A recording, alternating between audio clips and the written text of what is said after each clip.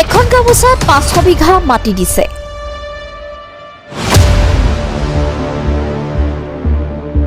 অসমৰ মাননীয় মুখ্যমন্ত্ৰী হিমন্ত বিশ্ব শৰ্মা ডাঙৰীয়াক এখনি ফুলাম গামোচা পিন্ধাইছে আৰু সেই গামোচাখনত আচলতে কি যাদু আছিলে নাজানো যে এখন গামোচা পিন্ধাওঁতে তেখেতে 500 বিঘা আচলতে মাটিৰ আচলতে স্বত্বাধিকাৰ হৈ গ'ল।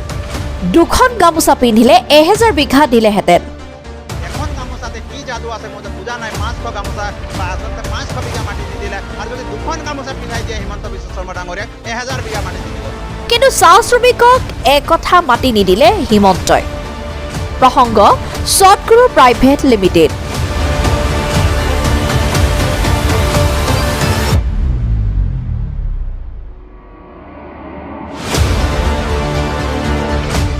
দুৰ্নীতিৰ সাম্ৰাজ্য গঢ়ি তুলিছে এই প্ৰাইভেট লিমিটেড নামৰ কোম্পানীটোৱে।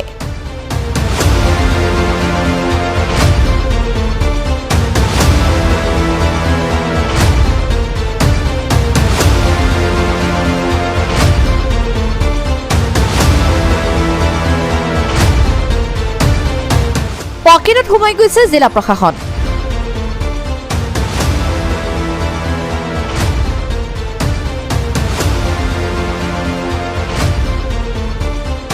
অসম নৰ্থ ইষ্ট নিউজ লাইভৰ হাতত আহিছে ন তথ্য।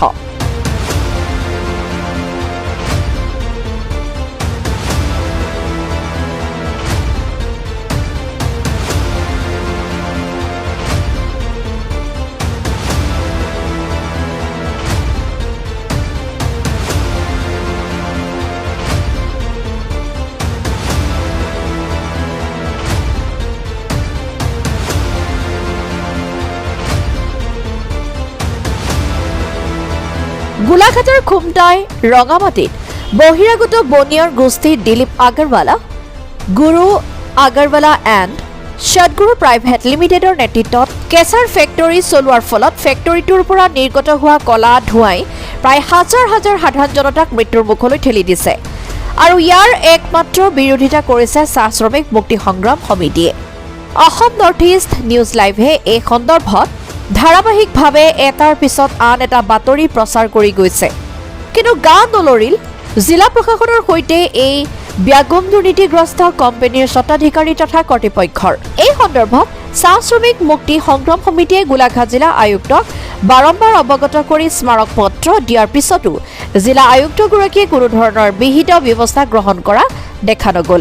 এতিয়া প্ৰশ্ন হয়, কোন হয় এই ব্যাগম দুৰ্নীতিগ্ৰস্ত কোম্পানীৰ প্ৰভাৱশালী স্বত্বাধিকাৰী, যিয়ে নিজৰ স্বাৰ্থ পূৰণ কৰিবলৈ হাজাৰ হাজাৰ জনতাৰ মৃত্যুমুখলৈ ঠেলি দিবলৈ কুণ্ঠাবোধ নকৰে। প্ৰশাসনকো এক প্ৰকাৰ তেওঁৰ পকেটত সোমাই ৰাখিছে। জানিব পৰা মতে চক্ৰটোৰ আঁৰত নাম সাঙুৰ খাইছে দুজনকৈ ভূমাফিয়াৰ নাম। প্ৰথমে এই ফটোখনলৈ মন কৰক। এইজনে হৈছে দিলীপ আগৰৱালা, যাৰ আছে ৰাজ্যৰ মুখ্যমন্ত্ৰীৰ লগত ভাল সম্পৰ্ক, যাৰ বাবে মাটিৰ দালালি কৰিবলৈ কোনো ভয় নাই। মুখ্যমন্ত্ৰীৰ গামোচা পিন্ধাই নিজকে ভাল মানুহ বুলি পৰিচয় দিছে। কিন্তু একাংশ নিৰীহ লোকৰ কেঁচা তেজ শোষণ কৰি গৈছে। মন্তব্য আছে, শুনাই লৈছো, এয়া শুনক। অসমৰ মাননীয় মুখ্যমন্ত্ৰী হিমন্ত বিশ্ব শৰ্মা ডাঙৰীয়াক এখনি ফুলাম গামোচা পিন্ধাইছে আৰু সেই গামোচাখনত আচলতে কি যাদু আছিলে নাজানো যে এখন গামোচা পিন্ধাওঁতে তেখেতে 500 বিঘা আচলতে মাটিৰ আচলতে স্বত্বাধিকাৰ হৈ গ'ল। কিন্তু আমি আদিবাসী চাহ জনগোষ্ঠীৰ লোকসকলে আমি হাজাৰ হাজাৰ গামোচা পিন্ধালোঁ আৰু আমি ক'লোঁ যে আমাক একঠা মাত্ৰ মাটি দিয়ক, কিন্তু আমাক কিন্তু একঠা মাটি নিদিলে। এইটো বৰ দুখৰ বিষয়। আৰু আমি দেখিবলৈ পাইছোঁ যে দিলীপ আগৰৱালা, গুৰু আগৰৱালা, ৰাজু আগৰৱালা, তেওঁলোকে যি নেকি ভাতৃদ্বয় আছে, তেওঁলোকে অকুপাই কৰি মেলি পেলাই আচলতে আমাৰ আদিবাসী চাহ জনগোষ্ঠীসকলৰ যি নেকি চাহ ম্যাদী মাটি আছে তেওঁলোকে লুটপাট কৰিছে। আৰু লুটপাট কৰি আপোনালোকে সমীপতে দেখি পাইছে যে ক্ৰেচাৰ মেচিন তাত চলোৱা হৈছে, তাত আচলতে টি ইণ্ডাষ্ট্ৰী বনোৱা হৈছে, তাত আচলতে গজাল ফেক্টৰী বনোৱা হৈছে, তাত দেখিবলৈ হৈছে বিস্কুটৰ ফেক্টৰী তাত দেখিবলৈ পোৱা গৈছে, আৰু তাত আপোনাৰ ৰাইচ মিল দেখিবলৈ পাইছে, অন্যান্য 10-12টামান আচলতে ফেক্টৰী বনাইছে। আৰু দুৰ্নীতিগ্ৰস্ত লোকসকলক লালন পালন কৰি গৈছে চৰকাৰ প্ৰশাসনে। প্ৰশাসনৰ নাকৰ তলতে বহিৰাগত বনিয়া গোষ্ঠীৰ দিলীপ আগৰৱালাই এণ্ড সদগুৰু প্ৰাইভেট লিমিটেডৰ চালাই আহিছে কোম্পানী। এয়া আজিকালিৰ ঘটনা নহয়। দীৰ্ঘদিন ধৰি সদগুৰু প্ৰাইভেট লিমিটেড কোম্পানীৰ মালিক মুকেশ জালান, শিৱালাল জালান আৰু মেনেজিং ডিৰেক্টৰ সুধীৰ জালানে প্ৰশাসনৰ সকলো নিয়ম নীতি উলংঘা কৰি অহা দেখা গৈছে। প্ৰশ্ন হৈছে এতিয়া, দুৰ্নীতিমুক্ত অসম গঢ়াৰ সপোন দেখুওৱা চৰকাৰৰ দিনত দুৰ্নীতিৰ ডাবল ইঞ্জিনে গ্ৰাস কৰিছে অসম। উল্লেখ্য থাকিব যে আমাৰ বাতৰি সম্প্ৰচাৰ হোৱাৰ পিছত চৰকাৰ প্ৰশাসনে কি ব্যৱস্থা গ্ৰহণ কৰে সেয়া সময়ত হ'ব লক্ষণীয় বিষয়। গোলাঘাটৰ পৰা প্ৰাঞ্জল দাসৰ report, Assam north east news live. আপোনালোকক তাৰ আগতে এটা কথা মই ক'ব বিচাৰোঁ যে দিলীপ আগৰৱালা ডাঙৰীয়াই অসমৰ মাননীয় মুখ্যমন্ত্ৰী হিমন্ত বিশ্ব শৰ্মা ডাঙৰীয়াক এখনি ফুলাম গামোচা পিন্ধাইছিল। আৰু সেই গামোচাখনত আচলতে কি যাদু আছিলে নাজানো, যে এখন গামোচা পিন্ধাওঁতে তেখেতে 500 বিঘা আচলতে মাটিৰ আচলতে স্বত্বাধিকাৰ হৈ গ'ল।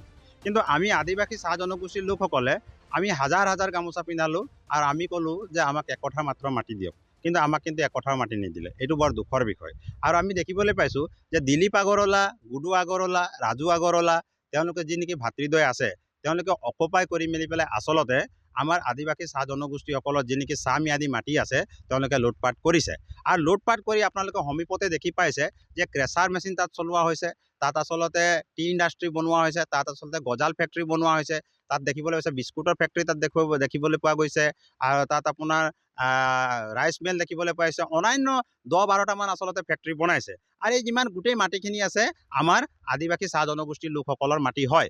কাৰণ চিলিঙত যি মাটিটো যায়, চিলিঙত বাছি যোৱা মাটিটোৰ অধিকাৰ থাকে আমাৰ আদিবাসী চাহ জনগোষ্ঠীৰ ওপৰতহে আচলতে অধিকাৰ থাকে।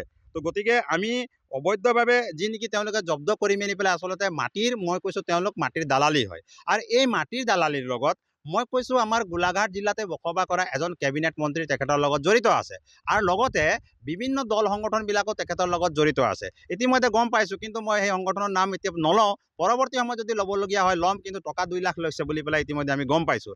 আৰু সেই বিনিময়তে আমি যিটো কাম নেকি বন্ধ কৰাইছিলোঁ, আৰু গোলাঘাটৰ আয়ুক্ত মহোদয়ে যিটো কাম নেকি বন্ধ কৰাইছিলে, ৰাজচক্ৰ খুমটাই ৰাজচক্ৰই যিটো কাম বন্ধ কৰাইছিলে, কালি দুপৰীয়াৰ পৰা কিন্তু ৰাতিলৈকে চলোৱা পৰিলক্ষিত হ'ল। কিন্তু আজি আমি অহাত কিন্তু কাম বন্ধ ৰাখিছে। লগালগ এই কথাটো আমি ইনফৰমেশ্যন দিছোঁ গোলাঘাট জিলাৰ আয়ুক্ত মহোদয়ক আৰু আমাৰ ৰাজচক্ৰ মহোদয়ক আমি আচলতে ইনফৰমেশ্যন দিছোঁ। সেইকাৰণে আচলতে তেওঁলোকে কাম এতিয়া বন্ধ কৰি ৰাখিবলৈ আচলতে বাধ্যত পৰিছে। আৰু অহা মঙলবাৰে প্ৰতিশ্ৰুতি প্ৰদান কৰিছে যে গোলাঘাট জিলাৰ আমাৰ আয়ুক্ত মহোদয় আৰু আমাৰ ৰাজচক্ৰ মহোদয়ে প্ৰতিশ্ৰুতি প্ৰদান কৰিছে যে আচলতে এখন বৈঠক হ'ব, আলোচনা হ'ব, অবৈধ বৈধক লৈ মেলি পেলাই আচলতে এখন আলোচনা হ'ব। গতিকে আমি যদি হাত নাথাকে, কালি যেতিয়া নেকি ইয়াত মেচিন চলিছে তেতিয়া নেকি তেওঁলোকৰ যিজন নেকি ছুপাৰভাইজাৰ তেখেতক মই ফোন কৰিছোঁ যে আপোনাক কোনে আচলতে এই চলাবলৈ আপোনালোকক অনুমতি প্ৰদান কৰিলে, যিহেতু প্ৰশাসনে গৈ মেলি পেলাই আপোনালোকক বন্ধ কৰিছে। তেখেতে এজন জনৈক কিবা আগৰৱালা এজনৰ নাম লৈছে আৰু লৈ মেলি পেলাই কৈছে যে তেখেতে চলাবলৈ আচলতে অনুমতি প্ৰদান কৰিছে। তো সেই জনৈক আগৰৱালাক আচলতে কোনে আচলতে ইমান সাহস দিলে, কাৰ ছত্ৰছায়াত, কাৰ আশীৰ্বাদত তেখেতে আচলতে চলাবৰ কাৰণে আমাৰ ইমান আদিবাসী চাহ জনগোষ্ঠীৰ লোক, আমাৰ ইমান অসমীয়া সম্প্ৰদায়ৰ লোক থকাৰ মাজত আপুনি চাওকচোন, ইয়াত এই ক্ৰেচাৰ মেচিন চলাইছে। আৰু ক্ৰেচাৰ মেচিন চলোৱা কিছুমান নিয়ম আছে, নিয়ম নীতিৰ মাজত চলাব লাগিব।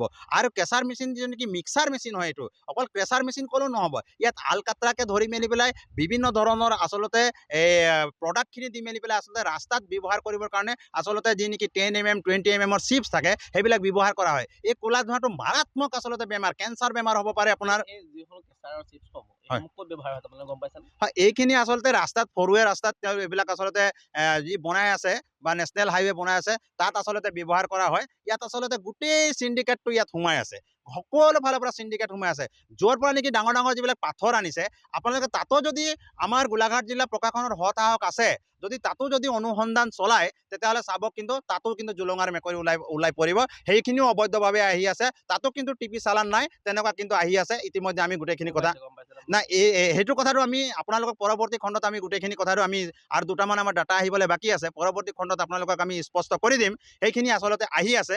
আৰু ইয়াত বিভিন্ন দল সংগঠনে ইয়াৰ লগত জড়িত হৈ মেলি পেলাই এটা কিন্তু মোটা অংক লৈ আছে। বৰ দুখৰ বিষয়, যি সময়ত নেকি শ্ৰমিকে আজি এক কঠা মাটি পাবৰ কাৰণে আজি ইমানবাৰ আমি আন্দোলন কৰিবলগীয়া হৈছে, সংগ্ৰাম কৰিবলগীয়া হৈছে, এক কঠা মাটি পোৱা নাই। তেনেস্থলত কিন্তু এই আগৰৱালা পৰিয়ালৰ প্ৰতি আচলতে হিমন্ত বিশ্ব শৰ্মা ডাঙৰীয়াৰ ইমান আচলতে মৰম আৰু ইমান দয়া, এখন গামোচাতে কি যাদু আছে মইতো বুজা নাই। 500 গামোচা আচলতে 500 বিঘা মাটি দি দিলে, আৰু যদি 2খন গামোচা পিন্ধাই দিয়ে হিমন্ত বিশ্ব শৰ্মা ডাঙৰীয়াক 1000 বিঘা মাটি দি দিব। যদি সেই 1000 বিঘা মাটি চাহ শ্ৰমিকক যদি একঠাকে দিয়া হ'লে, মই কৈছোঁ এইবাৰ বিজেপি চৰকাৰক কিন্তু কোনো পৰাজয় কৰিব নোৱাৰিলে হয়, আৰু বিজেপি চৰকাৰে কিন্তু এইবাৰ জয়ী হ'লে হয়। কিন্তু তেওঁলোকে যিটো কাৰনামা কৰিছে, যিটো নেকি পুঁজিপতিক, বনিয়া গোষ্ঠীক, আদানী আম্বানীক, এই আগৰৱালাৰ নিচিনা মানুহক আচলতে যি নেকি বহিৰাগত মানুহক ইমান মাটিৰ আচলতে অধিকাৰী তেওঁলোকক বনাইছে, নিশ্চয় তেওঁলোকৰ আচলতে ইয়াত হাত থাকিব লাগিব সেইকাৰণে কিন্তু তেওঁলোকে ইমানখিনি সাহস পাইছে আৰু যদি অতি শীঘ্ৰে কিন্তু এইবিলাক বন্ধ নকৰে আৰু উচিত তদন্ত নহয় আৰু ন্যায়িক যদি তদন্ত নহয় তেতিয়া কিন্তু আমি 37 নং ৰাষ্ট্ৰীয় ঘাইপথত সকলোৱে গৈ মেলি পেলাই চাহ শ্ৰমিক গৈ মেলি পেলাই বহি দিম নতুবা কিন্তু এই কেঁচাৰ মেচিন গৈ মেলি পেলাই আমি ভাঙিবলৈ কিন্তু আমি বাধ্যত পৰিম আমাক তালৈকে নল'ব অহা আমি মঙ্গলবাৰলৈকে আমি বাট চাইছো অহা মঙ্গলবাৰলৈকে যদি ইয়াৰ সঠিক সিদ্ধান্ত নহয় তেতিয়াহ'লে কিন্তু ইয়াত জংগীতকৈ জংগী আন্দোলন হ'ব আৰু এটা কথা আমি স্পষ্ট কৰি দিব বিচাৰিছো এই কথাটো আমি ক'ব বিচাৰিছো যে আয়তকৈ আচলতে তেওঁলোকৰ সম্পত্তি কেনেকৈ বেছি হ'ল ইমানটা ইটা ভাটা 12-13টা ইটা ভাটা ইমান কণকৈ গাড়ী ইমান কণকৈ ফেক্টৰী এজন মানুহৰ কোনো আচলতে চাকৰি বাকৰি নাই বা তেনেকুৱা আচলতে কোনো বহল ভিত্তিত ব্যৱসায় নাই আচলতে কি তেখেতৰ কাৰোবাৰ আছে তেনেকুৱা এনেকুৱা কি ব্যৱসায় আছে তাৰ ওপৰতো কিন্তু দুৰ্নীতি নিবাৰক শাখাক আমি আচলতে দাবী জনাইছো অতি শীঘ্ৰে কিন্তু তেখেতৰ ওপৰত কিন্তু তদন্ত ল'ব লাগে আৰু মুখ্যমন্ত্ৰী মহোদয়ৰ যদি হত সাহস আছে তেতিয়াহ'লে কিন্তু দুৰ্নীতি নিবাৰক শাখাক তেখেতৰ ঘৰলৈ পঠিয়াব লাগিব কাৰণ আমি দেখিবলৈ পাইছো যে মুখ্যমন্ত্ৰী মহোদয়ে বিভিন্ন ঠাইত কিন্তু দুৰ্নীতি নিবাৰক শাখাক আচলতে পঠিয়াই মেলি পেলাই আচলতে জুলুঙাৰ মেকুৰীবিলাকক উলিয়াবলৈ সক্ষম হৈছে যদি তেখেতৰ লগত মিলি থকা নাই আৰু সেই গামোচাটো যদি প্ৰকৃততে সন্মানৰ খাতিৰত পিন্ধিছিলে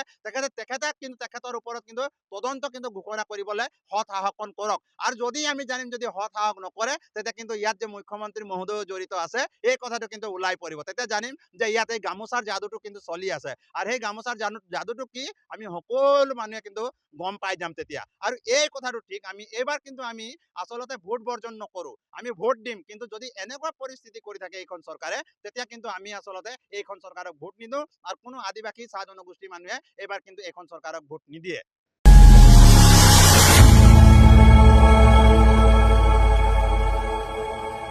খবৰৰ আঁৰৰ খবৰ ব্ৰেকিংৰ হুলস্থুলৰ মাজত ৰৈ যোৱা সমাজৰ নেতিবাচক বহু খবৰ ৰাজনীতিৰ পৰা সমাজনীতিলৈ খেল জগতৰ পৰা কৃষি খণ্ডলৈ ছবি জগতৰ পৰা সাহিত্য চৰ্চালৈ বৰাক ব্ৰহ্মপুত্ৰৰ লগতে উত্তৰ পূবৰ সাতভনীক সামৰি অসমৰ সংবাদ জগতত নতুন সংযোজন Assam north east news live 24/7